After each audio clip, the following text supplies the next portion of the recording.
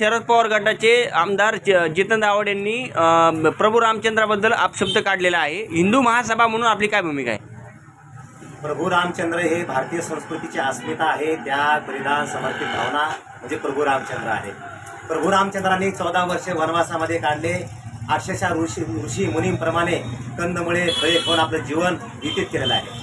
अशा प्रभू रामचंद्राविषयी बोलण्याची हिंमत त्या शरद पवार गटाच्या तो जितोद्दीन आव्हाड यांनी केलेली आहे। आणि आम्ही गप्पा आहोत, आम्ही मानवतेची उपासक आहोत। ही भारतीय संस्कृती राम कृष्ण बुद्ध महावीर गुरु नानकांची संस्कृती आहे, म्हणून आम्ही गप्पा आहोत, मानवतेचे उपासक आहोत।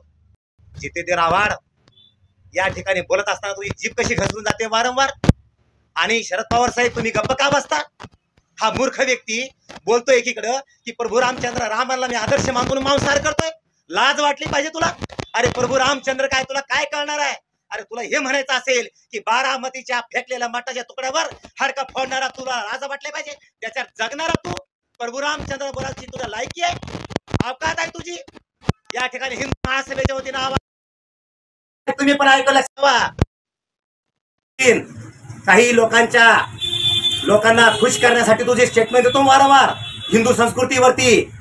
या ठिकाणी आवाहन करतो, जे ही संस्कृती रक्षक असेल, जो या जितोदीनची जीव छाटेल, त्याला हिंदू महासभा धर्मयोद्धा म्हणून घोषित करणार आहे, हे लक्षात ठेवा। जय भवानी, जय हिंदू राष्ट्र।